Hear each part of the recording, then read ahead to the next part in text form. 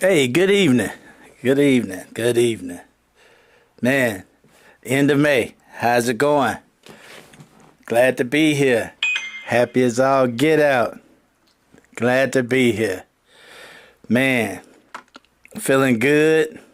Feeling fine. Feeling happy to be alive. Just don't know what to tell you.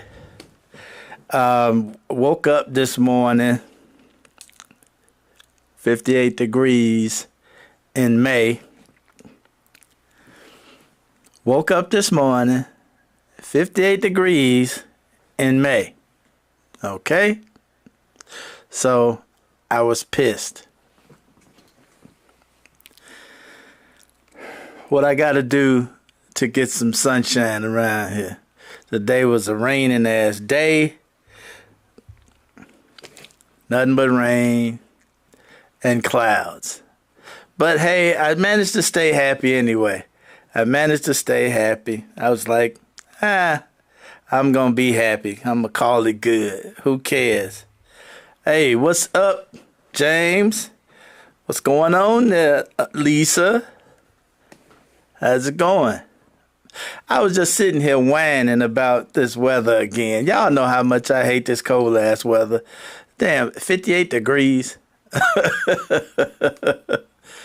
You know, that just kills me. That just kills me. But again, I managed to have a decent day. I managed to keep my spirits up. I stayed in the house, messed around in the house, did all kinds of, fun little things here in the house. So that's what I did today. Looked at all of the criminal pardons going on around. I guess hot is around the corner. Hey, Ronnie, absolutely. You know what? You are a ray of sunshine for saying that. Yes, it is. But like I was saying, did anybody notice all of the criminal pardons being handed out here lately? That it's turning out that we have a criminal in chief. We have a criminal in chief that is running the White House. It's raining down there in Florida, huh? Cooled off to 82, huh? Okay. I understand there's going to be some bad weather coming around the corner for the South and East Coast. We'll talk about that here in a minute.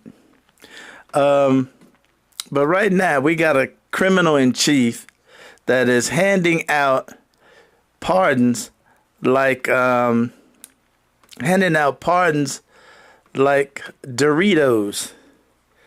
I mean, he handing pardons out to the most criminal of criminal. It's raining free criminals here. Yeah, that's exactly what's happening. It's raining criminals and dogs.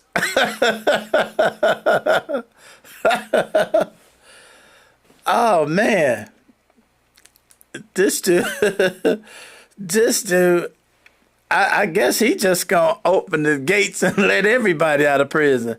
The last one that I just recently heard is he's talking about pardoning the guys that were going to kidnap and murder Gretchen Whitmer from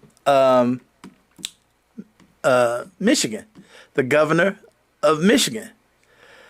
These guys that were plotting to kidnap and murder her may be out of jail pretty soon. And I guess, on the scale that we going by now, Kidnap and murder is, get you good cred, you know. You high on the credibility list as a kidnapper and murderer. So you move to the top of the list of consideration for pardons because, hey, he commuted Larry Hoover's sentence. I think Larry Hoover might be the most notorious guy in prison right now. I don't know. I haven't did a comparison, but I think on the scale of notoriousness, Larry Hoover is like it. I think Larry Hoover might have had 1,000 life sentences in federal prison and 200 life sentences in state prison. So even though his federal time has been commuted, he still has to do, I think he's got 200 years in state time to do. So, but hey, he did rate high on the get out of jail free card list. He rated pretty high up there. And old T.A.C.O. By the way, speaking of T.A.C.O, the latest, I've been calling him T.A.C.O ever since last night. I was watching, doggone it, why I can't say his name. Anyway, watching MSNBC last night, and Lawrence O'Donnell. Yeah, I was watching his show last night, and Lawrence O'Donnell informed me, and I got up this morning, and it turned out to be true, that on Wall Street, they are now calling him T.A.C.O. They call it the T.A.C.O trade, and that T.A.C.O stands for Trump always chickens out as far as the tariffs are concerned. Larry Hoover was the head of the El Rukins in Chicago. Yes, I know he was a noted Chicago gangster. Yes, the El Rukins. Hey, for those of you who remember that name, that was a pretty notorious bunch. And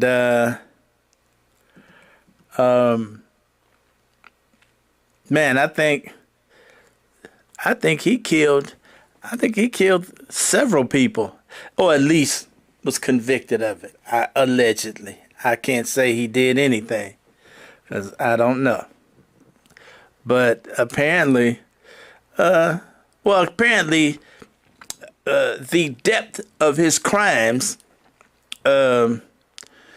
triggered old T.A.C.O Trump's tear ducts. Okay? Donald Trump must have got a tear right in that corner when he read Larry Hoover's rap sheet. He was like, man, I could only aspire to be such a criminal. And he's certainly trying, So it is, get out of jail free time in America. By the party that was supposed to be called the Law and Order Party. They were supposed to be the Law and Order Administration. I guess I must have heard that wrong because it's turning into the Lack of Law and Order Party. The Lack of Law and Order Administration. I don't think I recall ever hearing about so much illegality going on in an administration. Period. I was about to say in the first 100 days or the first quarter or the first half, but I've not heard of this kind of criminality going on in my life. There is a new crime every day. They have now decided, for those that didn't hear, that the Trump media group can now buy Bitcoin. And they want to buy billions of dollars of Bitcoin. Well, I guess they intend to ruin Bitcoin and put Trump coin in its place. I guess, because that could only ruin it. That could only ruin Bitcoin. That's all it could do. And when the president starts reading convicts' rap sheets, well, he probably had the audiobook version. I'm assuming he had the audiobook version. Because let's face it, we haven't actually seen him in a couple of days. So he's been hiding out for a couple of days. Now, he's been on Truth Social every night, of course, and first thing in the morning. So that could very well be the situation. He probably, sitting there listening to audiobook rap sheets and coming up with who his next pardon is going to. Now, he was asked about that T.A.C.O thing, and I don't need to tell you how upset he got at the reporter for calling him T.A.C.O.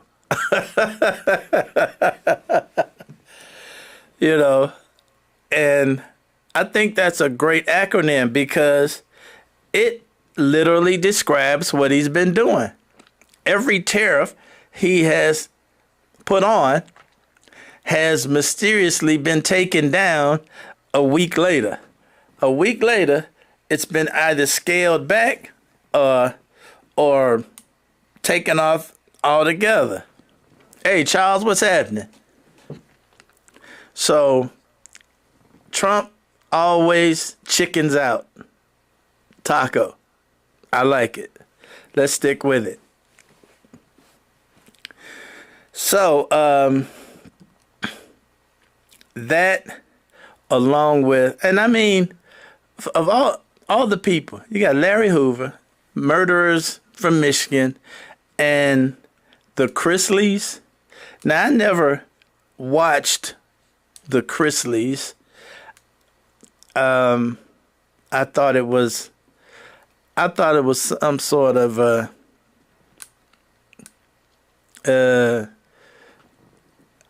I don't know what kind of show I thought it was. It was, he seemed, it's a family, but he always seemed kind of queer to me.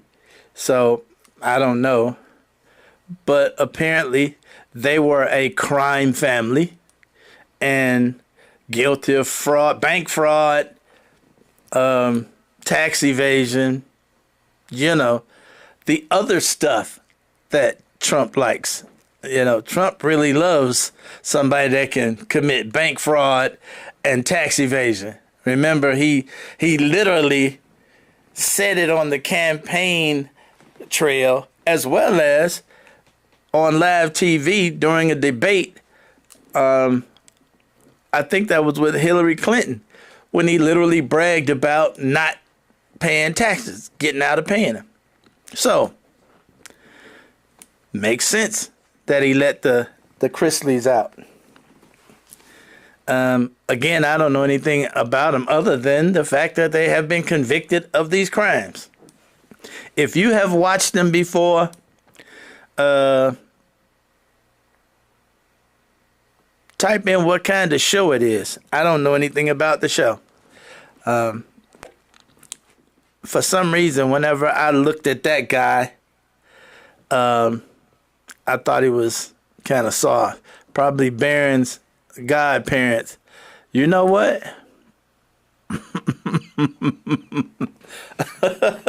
I didn't think of that. You might be right. Definitely the kind of people that could be his godparents. He is, old Trump is constantly furthering his fight with Harvard. It is interesting the lengths that this guy is going to bring Harvard down.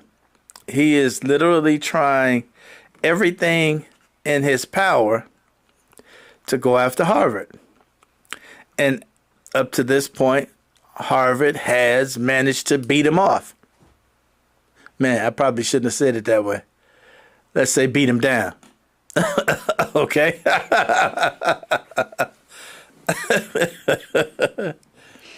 Yeah, nah. Not we ain't gonna discuss. That's some kind of shit that go on at the Diddy party.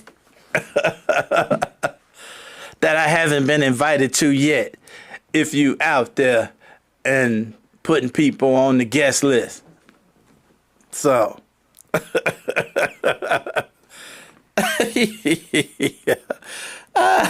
that's funny. Sorry about that, Lisa. Didn't mean to do that to you. So, I don't know.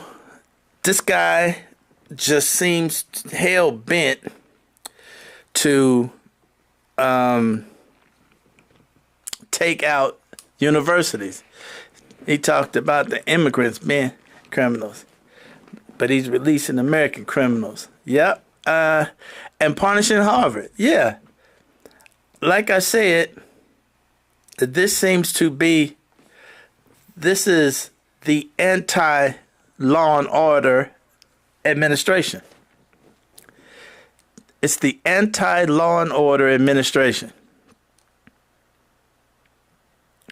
It's like Law and Order Bizarro World.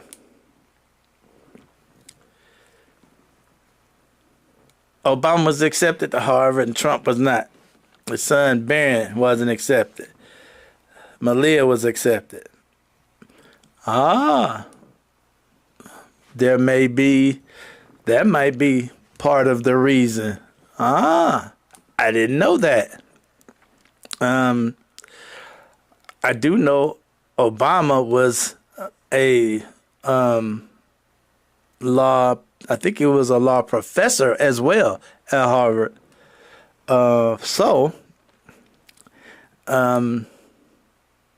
And Trump went to, I can't think of the name of the college that he paid his way through, that his pappy paid his way through. So, but that's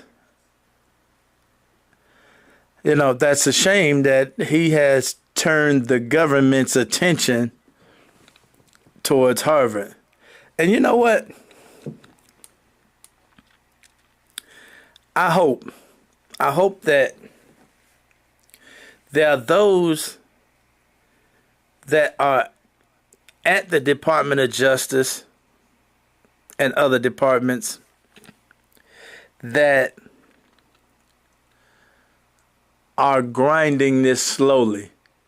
I hope there's some ethical people still in those departments that are moving really slowly to slow this thing down. I hope some pledged allegiance but are actually just, trying to make things, trying to gum up the works a little bit. I hope that's what's going on. I guess we'll find out. I hate to think they was able to weed out all of the ethical people and got nothing but traitors left. Because we know all of these people that are in position, the head positions, are just traitors. And the lawless. So that is that on that tip. It's a shame, to have such a lawless administration. But that's what we stuck with. And I pray that the judges stay in place. Okay? All right. I'm going to move on because I told you all that I wanted to talk about the lack of FEMA help again, as well as look at some of the states that are catching hell. And this is what we're going to do. I was looking at a weather report a few minutes ago before coming on, and they're talking about bad weather coming up the East Coast. Let's look at some of the states that have already been hit and what's been going on. All right? Let's check this out. This has been a ferocious year for tornadoes. Here are the numbers. More than 900 have been reported. That's nearly 300 above average. The Trump administration's overhaul of the Federal Emergency Management Agency, or FEMA, is raising concerns about how communities will be able to recover from destructive storms. Dave Malkoff reports tonight from Mississippi, one of 19 states waiting for federal help.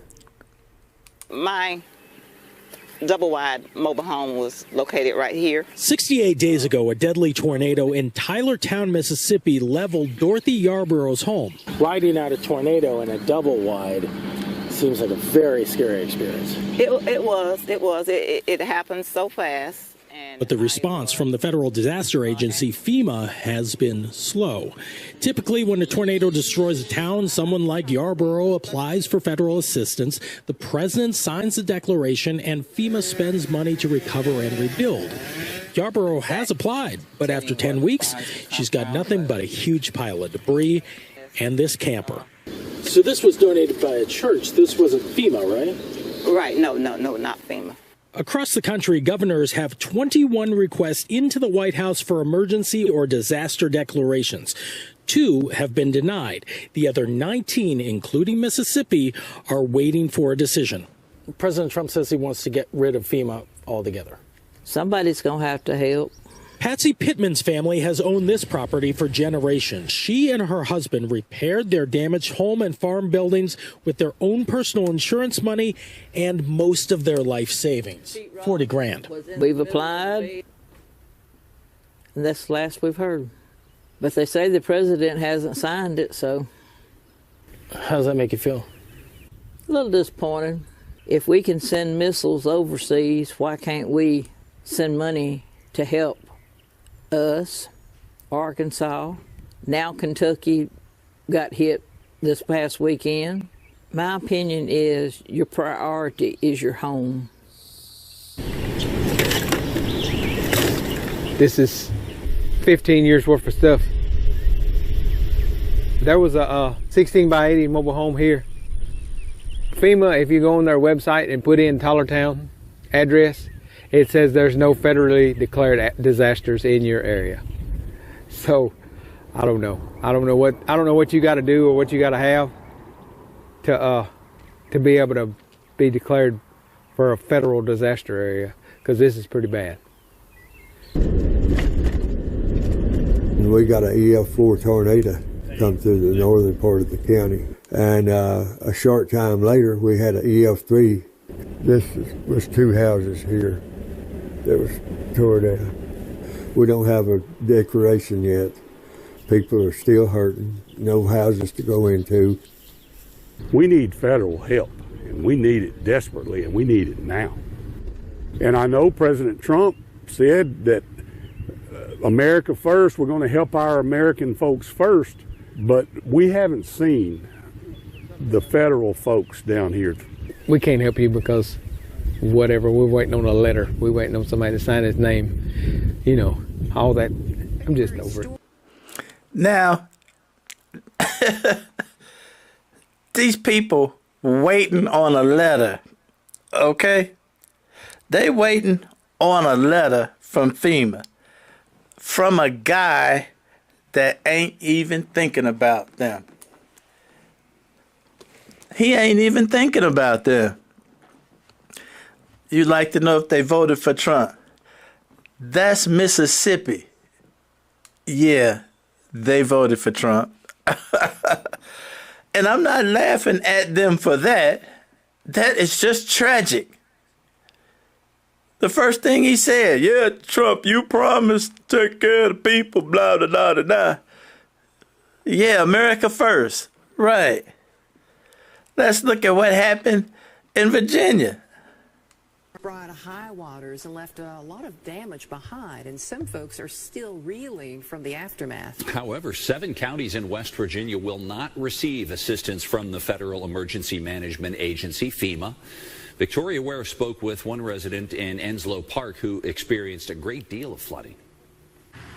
Some residents in our region sustained major damage from February's flooding. But on Tuesday, West Virginia Governor Patrick Morrisey responded to the announcement that FEMA is denying West Virginia's request for individual assistance in Boone, Cabell, Greenbrier, Kanawha, Lincoln, Monroe, and Summers counties, and public assistance in Cabell and Kanawha counties. In a statement, Governor Morrisey said, "Despite today's notification, I am grateful to the Trump administration for their strong support for southern West Virginia's recovery following the February floods." Now, wait a minute. Did you see the note he wrote, the letter he wrote? Even though you denied our shit, thank you. Thank you. We love you.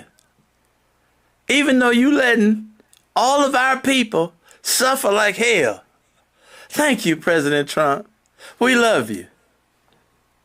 For the ability to appeal this decision, and I will look at all options to do so. Enslow Park resident Bill Fredeking has been through 8 floods while living in the neighborhood. It's heartbreaking. You kind of, once you've been through as many as I have and you do what you do, it kind of makes you cold.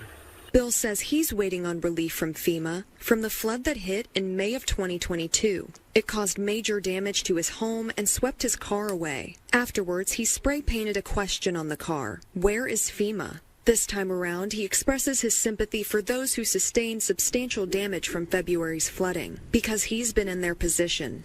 Pull your bootstraps up. Do what you can do. Pray to God and try to find some peace, because we may never find the help to give us the peace we need. Victoria Ware, WSAZ, Huntington. According to FEMA, funding will be provided for repairs that make the house safe and functional for essential living. If another part of the home can be used to make it functional, funding, in fact, may not be provided. We asked the White House, what is the deal with this federal assistance? They got back to us late today, and they told us that the president takes a look at each and every one of these requests, but he is leaning heavily on the states to take care of their own people. Yeah, leaning heavily on the states to take care of their own people. They're leaning heavily on the states to take care of their own people. And if there's another part of your house that didn't get wrecked, you can live in that part until whatever. If there's one room in your house that didn't get destroyed, you can stay in that room. Just go in that room, and not going to be any assistance coming. Now, somebody explain to me why every Democratic congressperson and every Democratic official isn't parading through these areas, because let's face it, these are all Republican areas that's been getting hit, with maybe an exception of like Washington up there in the West, and all the other areas I saw were Republican. Now these disasters are ripping through Republican states, and the governors of those states are steady saying, "Thank you, President Trump. We love you, President Trump. Even though you will not declare a disaster in our area and send us help."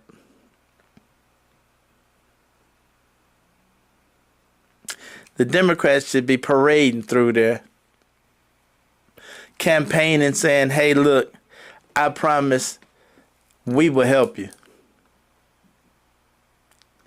You sitting here, your house is in a shambles. They got the material from their homes and shit piled up out front. They haven't even moved the rubble. There's no money to move the rubble.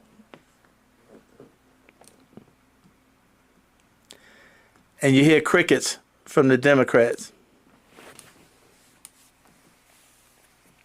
Crickets. So, where are they? I fired off a couple of emails today, wondering, hey, what's going on? What's going on? Why aren't anyone hearing any of this? How come I don't see faces in front of the cameras? They should be going on Fox News and asking questions. What's scary is that hurricane season starts June 1 through November 30. Hey, Carmen, you hit on the point that I was just about to make. It is hurricane season. I literally just before coming on, listened to a report that the weather is about to get foul and come up the East Coast. Hurricanes typically run up the East Coast. They form down in the Caribbean. They form in the Gulf of Mexico. They usually come through Louisiana, Mississippi, New Orleans, all in that area, come through the Gulf, come through Florida, and run straight up the East Coast. Now, typically, we don't get hurricanes this far inland. Hurricanes run up the shore most of the time, up the coast. And if I'm not mistaken, the Carolinas have not been able to regroup yet from last year.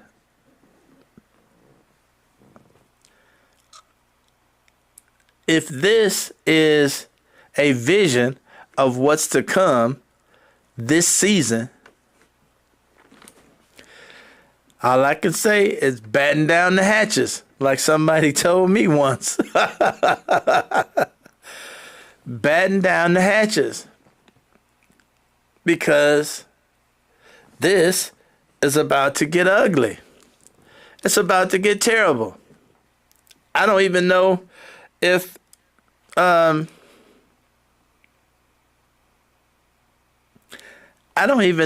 they will be sending people out they usually will send people out to make assessments. I don't even know if they're doing that because they don't know that all of the people who ran FEMA are gone. Hurricanes that come up your way end up being tropical storms. Yeah, we'll usually get the remnants of a hurricane. Yeah, we'll get the bad water and wind, which is remnant of a hurricane. We get tornadoes. This is fastly becoming Tornado Alley. Okay, tornadoes typically ran up through, Kansas, Missouri, and up that way, Tennessee, Kentucky. Well, now it's coming straight up through here as well, Illinois and Indiana. So the tornadoes, and they have been coming like clockwork. The tornadoes have been coming like clockwork. And now we are going into hurricane season, which will involve the rest of the nation. And no federal response. Tell y'all what, if I were you, I would, take one from me and just fire off an email to the Democratic Party and put it in their ear, put a bug in their ear to start talking about this lack of a response and start calling them out. Because let's face it, let's look at Missouri over in St. Louis.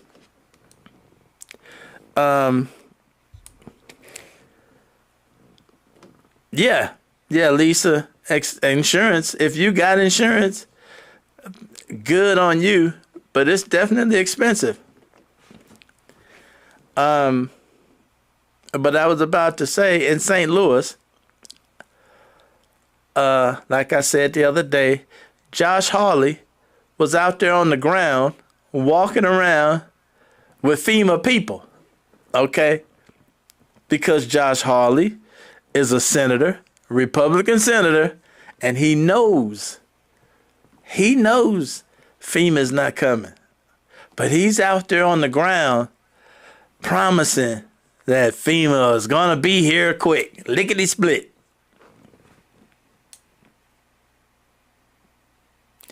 Yeah, right. He's up there in the Senate, patting Kristi Noem on the back. I'm glad you committed to having FEMA make the paperwork a lot simpler and expediting things. I'm glad you're committing to that. And all the time, they know FEMA's not coming. Why would they do that? Well,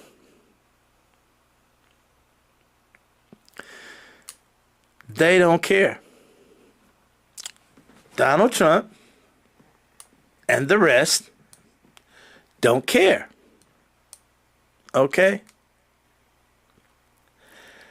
The money that they're not sending out for FEMA is money that they're using for tax cuts for the rich people in this country. Remember, MAGA installed the billionaire class in the White House. We have the billionaire class running America. Your property and your life is little meaning to them. The money that they are saving, and it's not a lot of money where the big picture is concerned. It's not a lot of money. The money that they're saving is what they're using to save money for the tax cuts for the billionaires. Which is not to say they're going to pile that on top of another $3.5 trillion. Okay? For those of you who have not heard, they're adding another $1 trillion to the country's debt. Another $3.5 trillion. $3.5 trillion. Our country's debt rating has been lowered recently. For those of you that don't know, our credit rating has been lowered due to the fact that this Congress has just passed a bill and sent it to the Senate that will raise our debt $3.5 trillion more in order to cut taxes for billionaires. They're going to put 7 million people off of Medicaid. That's right. 7 million people will lose Medicaid. So if you know somebody on Medicaid right now, prepare them. There's going to be cuts to Medicaid and cuts to Medicare.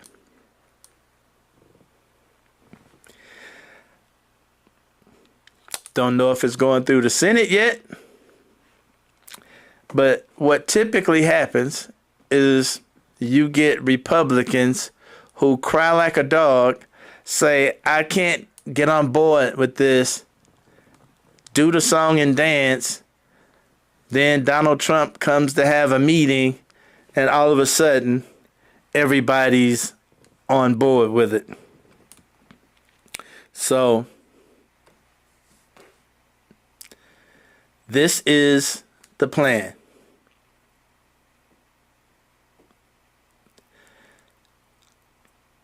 Unfortunately,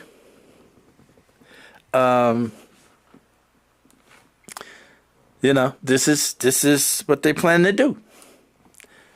Am I talking about that big beautiful bill? Yes, that big beautiful bill. That big beautiful bill got some stuff in it that'll make your head spin.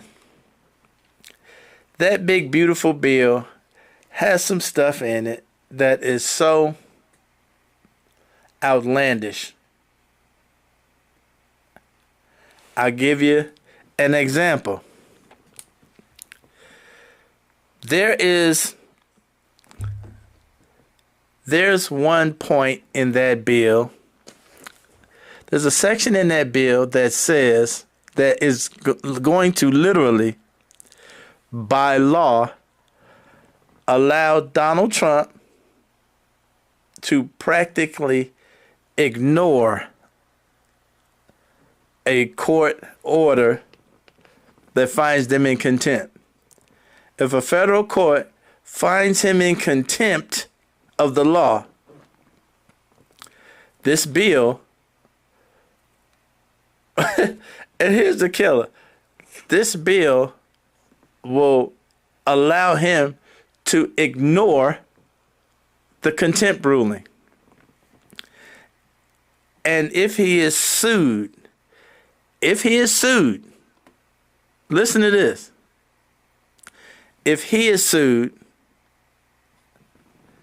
the person doing the suing, the agency, the entity, the person, has to put up some incredible bond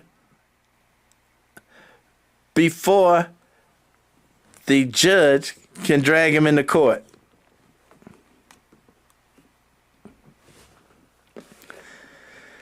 He can also stop the upcoming election.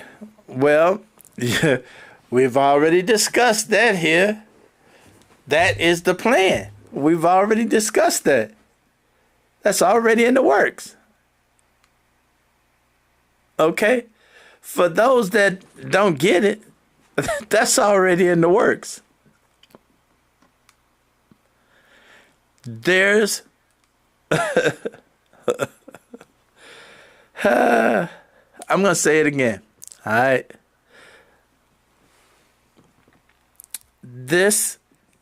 We are already in a fight. We are already, that's in that bill. Yes. We're already in a fight. We're in the fight now. The question is, are we going to accept the fact that we're in the fight, or are we going to ignore it and live under a tyrant? Because everybody seems to be talking about, man, I can't wait till the next election. I hate to laugh about this, but everybody seems to be thinking the wrong shit. You know, all of this, I can't wait for the next election stuff. You in for a rude awakening.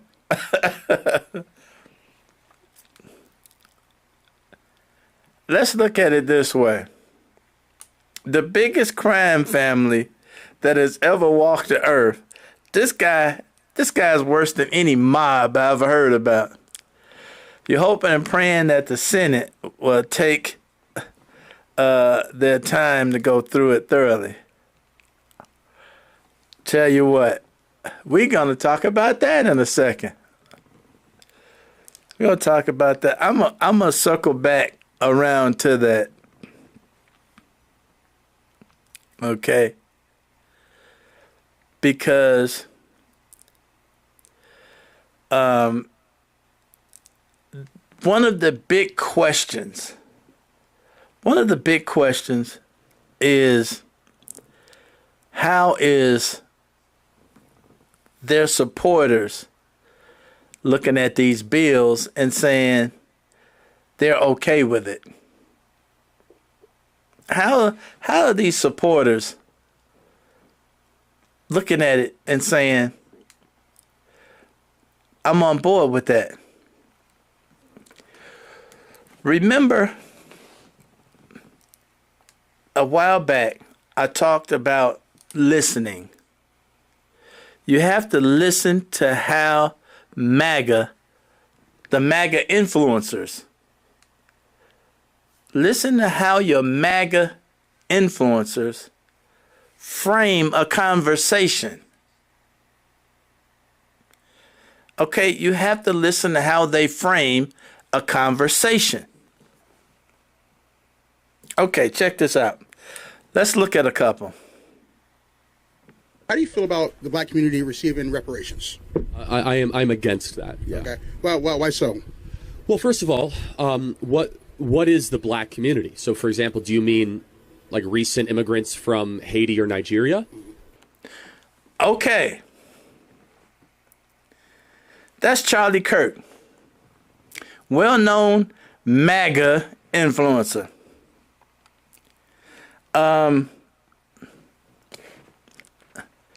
He told them what his plans are, and they all voted for him regardless. Yes. It's a fucked up situation. Yeah, absolutely. But like I was saying, that was Charlie Kirk that I just showed. And he was asked, how do you feel about reparations? First thing he did is try and confuse the situation with people on his side. The first thing he said, what do you mean by the black community? Now, everybody knows he's not talking about recent immigrants. We ain't talking about nobody that just came from Venezuela. Did you see he threw that out there because MAGA listeners will hear it. Let's hear some more. You're not. No. Okay, for sure. So you're meaning like ancestral descendants of slaves. Correct. That Yes, could be proven with documentation. Absolutely. Right? Okay. So to be consistent, do you believe that other groups that have been mistreated in America should also receive reparations? What are those other groups? Well, they're not necessarily by America, but let's just take one. Jewish Americans, right? Now, he just said, do you think other groups should get reparations? Not necessarily by America. Now, that's classic confuse the situation. He's framing this in a way that MAGA hears it and immediately wants to throw it out. No, we're not talking about any other groups. And the first thing he said was the Jews. Well, the Jews, they were treated terribly by the Germans. Let Germany deal with that, right? Why is he introducing that into this conversation? He's framing the conversation in a intellectually corrupt manner. Let's hear some more. Almost got eliminated in the Holocaust. Should they receive reparations? Not from us. Okay, not from us. Not from the United States, that is. Okay. So here's my view, and I want to hear yours, Okay. which is that I did not own slaves, and you were not a slave. Correct. Okay. Now, the first thing he says, I did not own slaves, and you were not a slave. Well, guess what? The reparations are not for a person that didn't own slaves. We're not asking Charlie Kirk to pay anything. It is the American government that owes reparations. Why did Charlie Kirk put himself in the paymaster shoes? Okay? Why did Charlie Kirk put that gentleman in the slave shoes? Okay? This ain't about that gentleman, and it is not about Charlie Kirk. It is about what the American government owes to the black estates of slaves. Okay? You see the difference? Are individuals, and therefore we cannot be held accountable or should receive something from something that didn't happen to us or something we did not do. That is a basic law of justice, that I can't be held accountable for something that somebody looked like me did, and you should not benefit from something that somebody you were related to. We shouldn't have. Now, you see, he made that completely about himself and that gentleman. It was just about me, Charlie Kirk, and you. You see how he took the government paying reparations to the estates of slaves and made it about Charlie Kirk and that guy. I shouldn't have to pay nothing. Nobody asked you to pay shit. Intellectually corrupt. Let's check out another one. We're going to check out Tucker Carlson. Listen to Tucker Carlson. Chucker Carlson. He is a chucker. Anyway, Tucker Carlson. Let's listen to him. At all. Oh, that's preposterous. What's the point of NATO? To keep the Soviets from invading Western Europe. Oh, well, it's been 35 years since they existed. To keep peace. How's that worked? To keep peace. We now have the bloodiest war in 80 years in the middle of Europe because of NATO. So how's this peacekeeping? Did you just hear that? Did you just hear Tucker Carlson say we got the bloodiest war going on in the middle of Europe in the last 35 years, and it's because of NATO. We should get rid of NATO. How's that NATO's fault? You see how you frame a conversation? Framing that conversation that way fires MAGA up. It fires them up. It's NATO's fault. We shouldn't be paying NATO nothing. NATO ain't doing any good. Let's listen. You could argue, as many people do, that actually the reason is because Ukraine wasn't in NATO. Had it been, Putin wouldn't have invaded. That's just super crazy. This is like an addiction, and I've been through addiction, so I'm not judging at all, but it's like, I feel really shitty. I've got to have a glass of vodka to feel better. Are you mocking my mental health? Yes. But I'm also saying that I've lived this, so I know what it feels like. It's the thing that is killing you. It's truly killing you, whether it's NATO or vodka. You become convinced to save it. Now, you see, now the conversation completely went away from NATO. The conversation went to vodka and the thing that's killing you and all of that. Completely away from NATO. Completely away from the argument of whether NATO should continue to be a presence on this planet, but to vodka and it's something I need and blah, blah, blah, blah, blah. And this is about you. That is the intellectual corruptness in which they frame a conversation. Every conversation. Okay? Now, Carmen, if you listening, listen to this gentleman right here. This is going to address if the senators will be reading this bill. Listen to this. Was unknown to me when I voted for the bill. Can you please tell us why you voted to approve a budget bill that includes Section 70302, which effectively prohibits federal courts from enforcing contempt orders, which would then allow current and future administrations to ignore those contempt orders by removing the enforcement capabilities?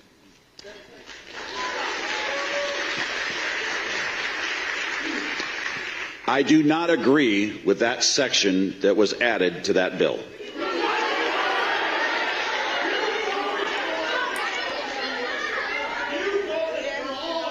I will tell you this. I believe in the rule of law. I've taken an oath as an attorney. I've taken an oath as a state senator. I've taken an oath as a member of Congress. And I support our court system. And I do believe that the federal district courts, when issuing an injunction, should have legal effect. In fact, I relied upon that when the Biden administration was in place. The federal courts did a tremendous amount of good work. This provision was unknown to me when I voted for the bill. Now, that congressman just admitted that he did not even read it. He voted for it without reading it.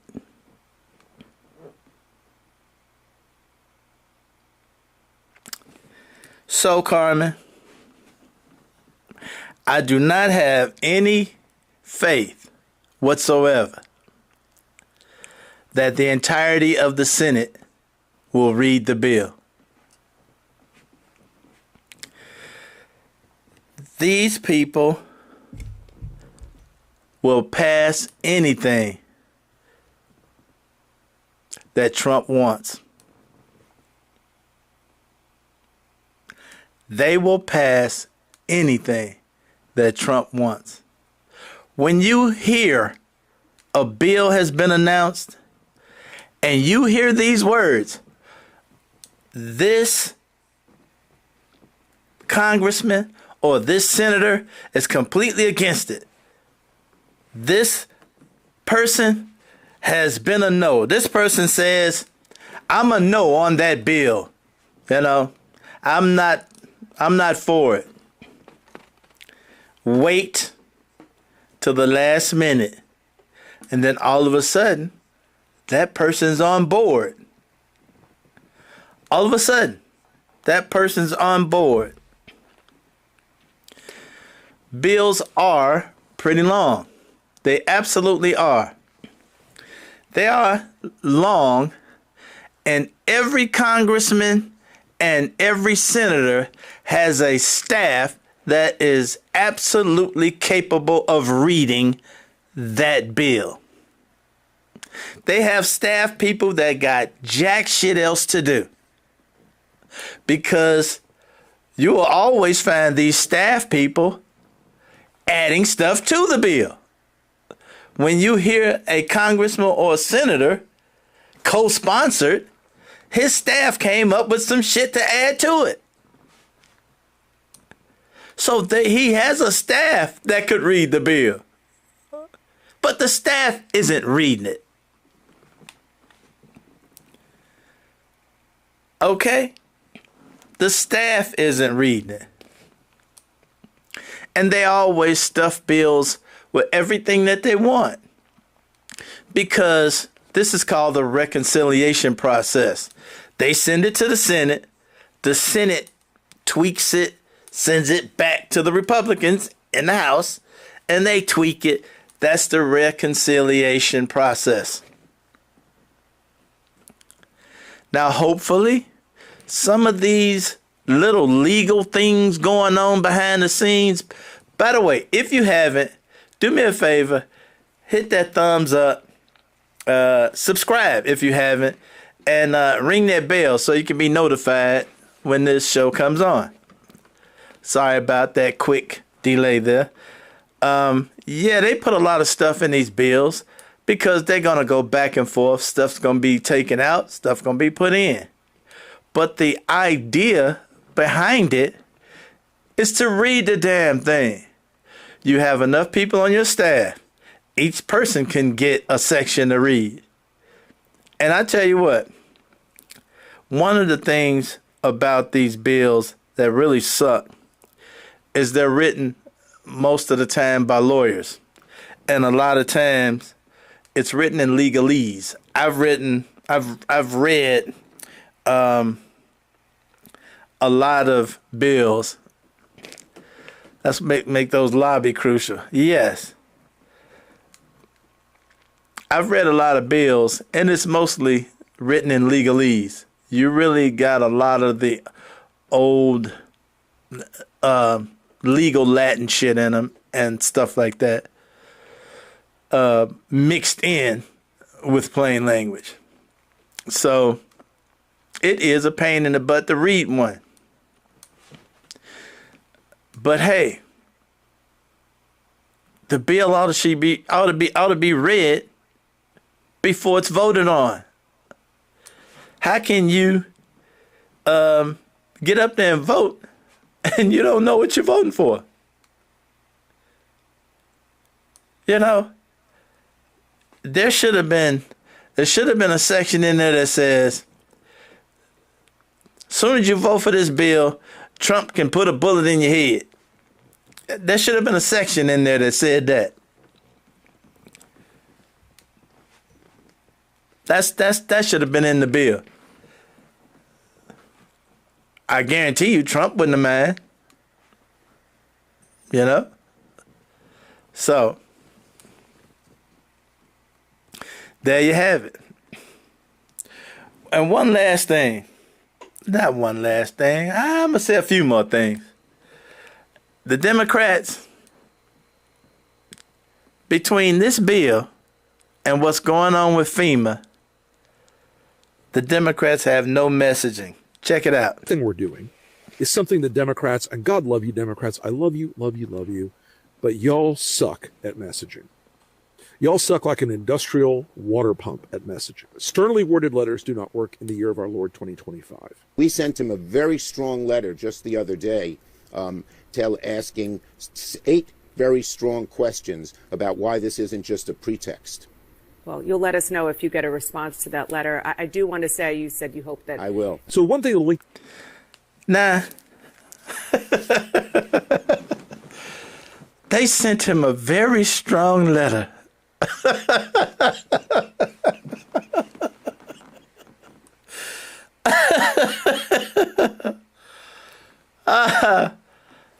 They sent him a very strong letter. The Democrats are awful. They couldn't put a message of strength together if you put them all in a room and promised you'd shoot them all in the head if they don't come up with a message.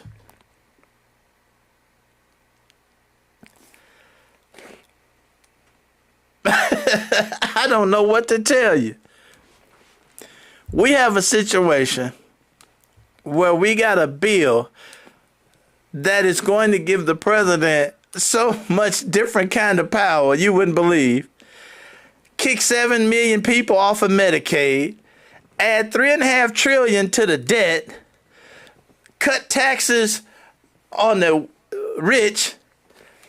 People making $15,000 and less, tax gonna go up, and you don't see any Democrats on TV. Where the Democrats? Chirp, chirp, chirp, chirp, chirp. No Democrats anywhere. No Democrats on the stumps out in the towns. Go out in the Republican areas and talk to these people. They listening to Fox News. Go out and show them.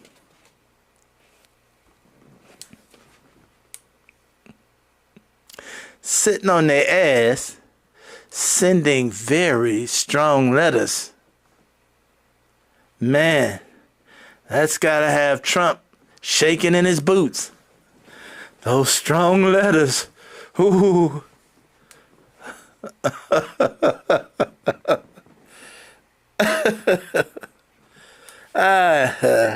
Anyway. Wow.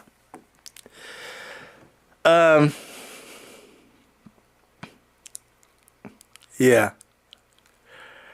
What I'm going to do is I'm going to still try and message these people, try and send them something they can use to try and go out and talk to people and show people what's happening. You can't sit around. If you get a chance, send out an email. Go to the Democratic National Committee's website, and you can send them, you can give them suggestions right there on the website. The Congress people, you can go to their website, senators, and give them suggestions. Hey, that's what I say do. Before I go, if any of you were ever wondering what it's like to be in Gaza while this Israeli thing is going on, you know, while we sitting around talking about this travesty going on in America, let me give you one. I'm going to give you a clip of what an average day is like in Gaza right now. Check this out.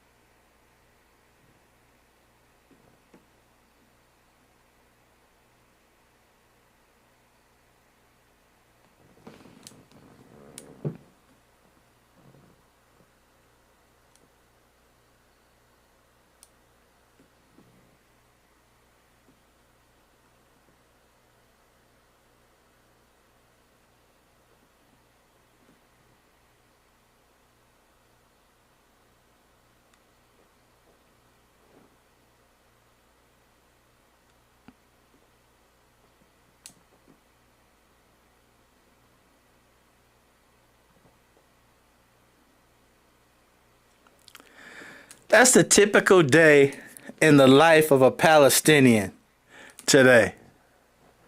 Okay? If you ever wondered what if it really is jacked up over in Gaza? That's what the Gaza Strip looks like on a daily basis.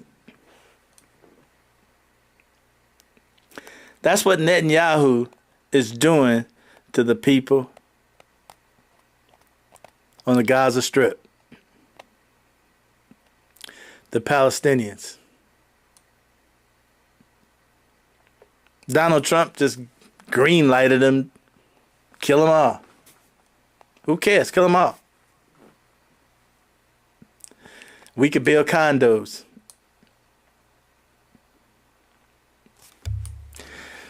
That's where we are, folks. All right. So anyway, as usual, thanks. I appreciate y'all hanging out and paying me some attention. And I will definitely be back Friday. Gonna be paying attention. Put your head on a swivel. Keep your eyes open. Look around. Look out for each other. A lot of crazy out there. So I will see you all Friday. And we'll see what happens then. All right? Take it easy. Hey, Charles. Absolutely. And believe me, Charles, that's every day. That's what happens to them every day.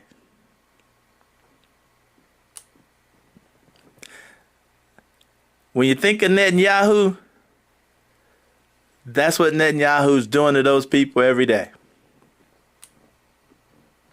So, keep them in your prayers. Meanwhile, Donald Trump is dragging Palestinians out of universities here because they write bad things in the university newspaper about Netanyahu doing that. All right? All right, y'all. I'll see y'all Friday. Take it easy.